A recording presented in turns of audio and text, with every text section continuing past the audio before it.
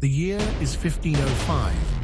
The Indian Ocean is about to witness a fierce struggle between two powerful forces: the mighty Portuguese Empire, determined to control the spice trade, and the Mamluk Sultanate of Egypt, desperate to stop them. This is the story of the Portuguese-Mamluk War, 1505 to 1517, a war that changed history forever. For centuries, the Mamluks controlled the trade routes connecting the east and the west. Spices like pepper, cinnamon, and cloves flowed through their lands, making Egypt one of the richest kingdoms in the world. But in 1498, the Portuguese explorer Vasco da Gama found a way around Africa, opening a direct sea route to India. Suddenly, the Mamluks' trade monopoly was under threat.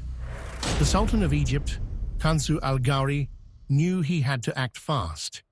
If he didn't stop the Portuguese, his empire would lose control of the spice trade and a fortune in wealth. The Mamluks were land warriors. They had little experience fighting at sea, but desperate times called for desperate measures. They built a fleet in the Red Sea with help from the Ottoman Empire and Venetian shipbuilders. Their best commander, Amir Hussein al-Kurdi, set sail in 1505, determined to stop the Portuguese. But the journey was long and difficult. The fleet had to navigate harsh winds, rough seas, and constant delays. It took them 2 years to finally reach India. In March 1508, the first big battle of the war erupted in the Indian port of Chaul. The Mamluks had teamed up with the Sultan of Gujarat, Malik Ayaz, and together they ambushed a small Portuguese fleet. The young Portuguese commander, Lourenço de Almeida, bravely fought back, but he was outnumbered. After a fierce battle, the Mamluks won their first victory, and Lourenço lost his life. Back in Portugal, his father, Francisco de Almeida, was devastated, but also furious. He vowed to avenge his son. 1 year later, on February 3rd, 1509, the Portuguese launched their revenge attack, the Battle of Diu. This time, the Portuguese were prepared.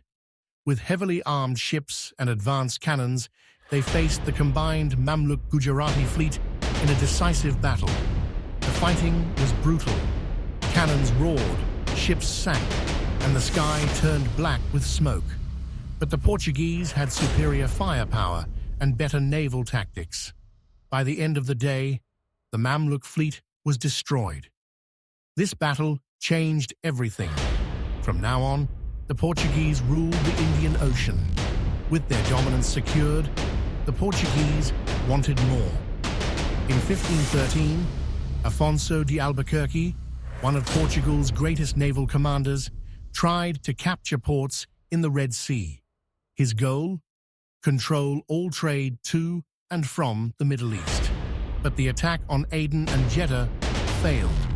The Mamluks, with help from the Ottomans, managed to hold them off.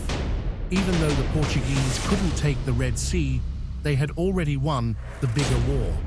After years of battle, the Mamluks were weak and exhausted.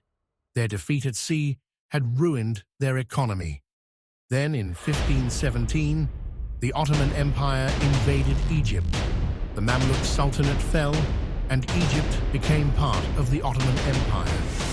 This marked the end of the Portuguese-Mamluk War. The Portuguese now controlled the most valuable sea routes. Spices flowed directly to Portugal, making it one of the richest countries in Europe. The Mamluks were gone, but a new rival was rising: the Ottoman Empire. Over the next decades, the Ottomans and Portuguese would fight many battles over the Indian Ocean. This war was just the beginning of a much larger struggle for power in the East. The Portuguese-Mamluk War was more than just a naval battle. It was a turning point in world history. It marked the beginning of European colonial expansion into Asia. It also showed how technology, strategy, and trade could shape the fate of entire empires. Even today, the effects of this war can still be seen in global trade politics, and history. And it all began with the battle for control over spices. Want more? If you enjoyed this video, don't forget to like, share, and subscribe for more amazing history stories.